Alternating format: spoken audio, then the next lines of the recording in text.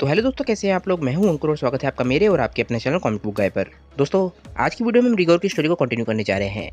रिगोर एक legendary super साइयन है और वो वेजिटा का सौतेला भाई है और उससे बदला लेना चाहता है। ये है ड्रैगन बॉल न्यू एज की ओल्ड स्टोरी और इस कमाल की स्टोरी को लिखा है मलिक टोरिहाने ने। ड्रैगन बॉल न्यू एज के 2 वर्जन हैं और फिलहाल मैं इसके पुराने वाले वर्जन को कवर कर रहा हूँ, जो कि मलिक टोरिहाने ने काफी सालों पहले लिखा था।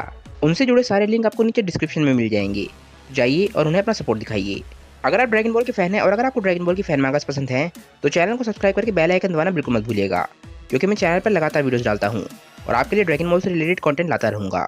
मैं चैनल पर ऑलरेडी बहुत सारी फैन मांगास कवर कर चुका हूं, तो आप चैनल के प्लेलिस्ट के टैब में जाकर अपनी फेवरेट फैन मांगा देख सकते हैं। अगर आप चाहें तो मुझे इंस्टाग्राम पे भी फॉलो कर सकते हैं, मैं वहाँ पे काफी एक्टिव रहता हूँ। तो अगर आप इंस्टाग्राम पे हैं तो मुझे फॉलो जरूर कीजिएगा। अगर आपको आज की वीडियो अच्छी लगे तो वीडियो को लाइक जरूर कीजिएगा और वीडियो को अपने दोस्तों के साथ शेयर भी जरूर कीजिएगा। तो चलिए दोस्तों, ज़्यादा देर न करते हुए अपनी वीडियो पर आते हैं। लास्ट वीडियो के एंड में हमने देखा कि ओल्ड सुप्रीम का जी वॉरियर्स को ड्रैगन बॉल का इस्तेमाल करने से मना कर देते हैं, पर वो थोड़ा सा मनाने के बाद रिगोर के हाथों मारे गए लोगों को जिंदा करने के लिए एक विश यूज करने का इजाजत दे देते हैं। डार्क ड्रैगन बॉल्स असली ड्रैगन बॉल से बहुत ज़्यादा खतरनाक हैं। मिस्टर पोपो पिकलो से पूछते हैं कि पिकलो, क्या तुम्हें डार्क ड्रैगन बॉल्स के बारे में कुछ याद है। पिकलो बोलता है कि उसकी यादें मेरे मन में बहुत ज़्यादा धुंधली हैं, मैं उनके बारे में पूरी तरीके से भूल चुका हूँ। ये सब कुछ काफ़ी समय पहले हुआ था, जब कई सौ साल पहले किंग पिकलो को कैद किया गया था। ये उससे पहले की बात है। मुझे इतना पता है कि वो काफ़ी लंबे समय से ड्रैगन बॉल्स बनाने के बारे में सोच रहा था। उसे भी नहीं पता था कि ड्रैगन बॉल्स बनाने के बाद उसे क्या फ़ायदा होगा। बस वो ये काम जल्दी से जल्दी करना चाहता था, इसीलिए वो ड्रैगन बॉल्स बनाते वक्त बहुत ज़्यादा इम्पेशेंट हो गया और इसीलिए उसने ड्रैगन बॉल्स सिर्फ 8 ही दिन के अंदर बना दी। और जैसे ही उसने ड्रैगन बॉल्स बनाने का काम पूरा किया, वो ड्रैगन बॉल्स एकदम से पत्थर में बदल गईं। उसे ये बात नहीं पता थी कि ये ड्रैगन बॉल्स पत्थर में क्यों बदल गईं।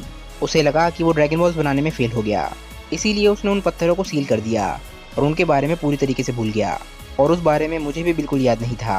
कोई सोच भी नहीं सकता था कि उस समय उसने कितनी ज़्यादा ताकतवर चीज़ बना दी थी।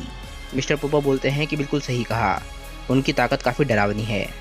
पिकलो बोलता है कि इस एक्सपीरियंस से मुझे एक बात तो समझ आ गई है, मैं अब चुपचाप नहीं बैठ सकता हूँ, जबकि बाकी लोग मुझसे ज़्यादा ताकतवर होते जा रहे हैं।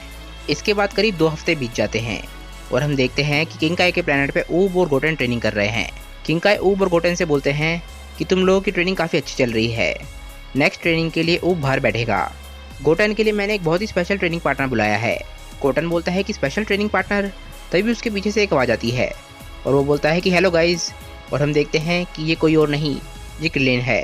क्रिलिन गोटेन और ट्रंक से बोलता है कि गाइज क्या चल रहा है। क्रिलिन के सर पे हेलो है, जिसका मतलब ये है कि वो मरा हुआ है और वो इस वक्त अपनी यंग बॉडी में है। इसके बाद किंगकाई गोटेन से बोलते हैं कि गोटेन, एक बात और, तुम सुपर साइयन में नहीं बदल सकते हो, इससे तुम्हारी ट्रेनिंग और भी ज़्यादा बेहतर होगी। गोटेन बोलता है कि ज़रूर सर। इसके बाद हम देखते हैं कि गोटेन और क्रिलिन की ट्रेनिंग शुरू हो जाती है और उनकी ट्रेनिंग काफ़ी अच्छी चल रही होती है। इसके बाद ऊब किंगकाई से पूछता है कि किंगकाई, एक बात बताइए, क्रिलिन पहले से बहुत ज़्यादा ताकतवर लग रहा है, मुझे याद नहीं था कि क्रिलिन इतना ज़्यादा ताकतवर है, क्या आप मुझे बता सकते हैं कि वो किस तरीके की ट्रेनिंग कर रहा है। किंगकाई अपने मन में सोचते हैं कि अच्छा, तो ऊब ने ये बात नोटिस कर ही ली।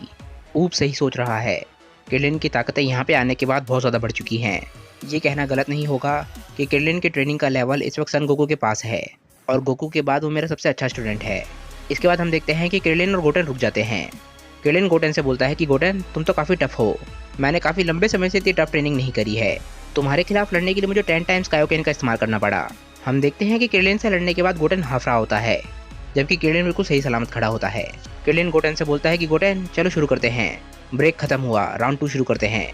गोटेन क्रिलिन के पास उनके हैरान रह जाता है और बोलता है कि तुमने अभी 10 टाइम्स कायोकेन इस्तेमाल किया है, तो तुम्हारी सांस क्यों नहीं फूली हुई है। क्रिलिन बोलता है कि उससे मुझे थकावट तो होती है, पर ये मेरी लिमिट नहीं है। क्रिलिन थोड़ा सोचता है और बोलता है कि अगर मैं तुम्हें सच बताऊं तो शायद अगर मैं अपनी पूरी ताकत का इस्तेमाल करूं तो मैं शायद तुमसे सुपर साइयन में भी लड़ सकता हूं। गोटेन बोलता है कि सुपर साइयन, क्या तुम मजाक कर रहे हो। किंगकाई इस बात पे हंसते हैं और ऊब थोड़ा हैरान होता है। ऊब बोलता है कि ये तो इम्पॉसिबल है, अगर तुम इतने लेवल का कायोकेन इस्तेमाल करोगे तो इससे तुम्हारी जान पे भी खतरा आ सकता है। क्रिलिन बोलता है कि ऊब तुम सही बोल रहे हो, अगर कायोकेन को इतने लेवल पे इस्तेमाल किया जाएगा तो ये काफ़ी खतरनाक हो सकता है, पर मैं कायोकेन इस्तेमाल करने की बात नहीं कर रहा था। अब मेरी बात ध्यान से सुनो। एक बात जो टर्टल मास्टर ने मुझे और सन गोकू को बताई है वो ये है कि हमेशा अपने बेसिक्स और फंडामेंटल्स पे काम करते रहो। क्या तुम्हें पता है कि मास्टर रोशी ने आज तक मुझे और सन गोकू को एक भी टेक्निक नहीं सिखाई, बल्कि हमने उनकी बताई हुई चीज़ों का ध्यान रखते हुए अपनी टेक्निक्स को खुद डेवलप किया और यही चीज़ मैं किंगकाई की ट्रेनिंग के साथ कर रहा हूँ और इसी का इस्तेमाल करते हुए मैंने अपनी एक टेक्निक बनाई जिसका नाम है शीशिनकेन। गोटेन थोड़ा हैरान होता है और बोलता है कि शीशिनकेन ये क्या होता है। इसके बाद क्रिलिन एकदम से पावर अप करता है और अपनी टेक्निक दिखाता है। गोटेन और रूप देख के हैरान रह जाते हैं क्योंकि क्रिलिन की ताकत बहुत तेज़ी से बढ़ रही होती है। वो बोलता है क्रिलिन की ताकत तो बहुत तेज़ी से बढ़ रही है, ऐसा लग रहा है कि वो एक सुपर सैयन में बदल गया हो। क्रिलिन बोलता है कि ये है शीशिनकेन। जब हम कायोकेन इस्तेमाल करते हैं तो वो हमारी रेड की एनर्जी का इस्तेमाल करता है और हमारी ताकत को बढ़ाता है। पर शीशिनकेन का इस्तेमाल करते वक्त हमारी ब्लू लाइफ एनर्जी का इस्तेमाल होता है, जिसका मतलब ये है कि इससे हमारे को और भी ज़्यादा ताकत मिलती है। किंकाई बोलते हैं कि देखा गोटेन और रूब, जब आप मोर्टालिटी के रूल से आगे निकल जाते हैं तो आपकी लिमिट सिर्फ आपके दिमाग में होती है। इसके बाद क्रिलिन पावर डाउन कर लेता है और बोलता है कि किंकाई सही बोल रहे हैं, अगर मैं इस वक्त ज़िंदा होता तो मैं इस लेवल पे कभी भी नहीं पहुंच पाता। किंकाई बोलते हैं कि क्रिलिन को देखो, एक समय था जब ये सुपर सैयन के सामने खड़े होने की सोच भी नहीं सकता था, पर आज ये इतनी ताकत जनरेट कर सकता है कि ये सुपर सैयन को टक्कर दे सकता है। अगर ये ऐसा कर सकता है तो सोचो कि तुम लोग क्या कर सकते हो। पर हमारे पास समय की कमी है, तुम लोग जल्द ही जिंदा हो जाओगी, तो तुम लोग आलस नहीं कर सकते हो। तुम्हें वो सब कुछ हफ्तों में सीखना होगा जो सन गोकू ने कई महीनों में सीखा था। किसी भी तरीके से तुम्हें बेहतर बनना होगा, उतना बेहतर जितना तुम आज तक नहीं थे, मेंटली और फिजिकली दोनों तरीके से। तुम्हें अपनी सारी लिमिट्स को पुश करना होगा और उन सभी लिमिट्स को तोड़ देना होगा और उससे भी आगे जाना होगा। तुम्हें उससे भी बेहतर बनना होगा जितना तुम्हारा बेस्ट है। अब यहाँ से चलो, क्योंकि मैं भूल चुका हूँ कि मैं इससे आगे क्या बोलने वाला था। अब तुम्हारी ट्रेनिंग कंटिन्यू करते हैं। इसके बाद हम साउदर्न गैलेक्सी के एक प्लेनेट पे जाते हैं और इस प्लेनेट का नाम होता है प्लेनेट साशू। ये एक बहुत ही शांत प्लेनेट है और यहाँ पर सभी शांति से रहते हैं। हज़ारों सालों में यहाँ पर कोई भी जंग नहीं हुई है और सब यहाँ पे शांति से रहते हैं और बाकी दुनिया में क्या चल रहा है यहाँ के लोगों को उससे भी कोई मतलब नहीं है। ये एक ऐसी जगह है जहाँ पर कभी भी कुछ बुरा नहीं हो सकता है, पर ऐसी जगह पर भी बुराई अपनी जगह ढूंढी लेती है। किसी ने इस बारे में सोचा भी नहीं था, पर बुराई इस जगह पर भी अपने पैर पसारने लग जाती है।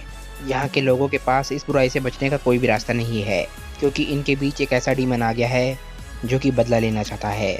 करीब 1 महीना पूरा हो जाता है और हमारे हीरोज़ के घाव भर जाते हैं और वेस्ट सिटी के लोग फिर से रीबिल्डिंग के प्रोसेस में लग जाते हैं। आखिरकार ब्लैक ड्रैगन बॉल्स पूरी तरीके से रिचार्ज हो जाती हैं और हमारे हीरोज़ की ट्रेनिंग भी जारी होती है। माउंट पाउजू में गोकू और गोहान अपनी ट्रेनिंग जारी रखते हैं। वो रोज़ ट्रेनिंग करते हैं और रोज़ अपनी लिमिट्स को तोड़ते हैं।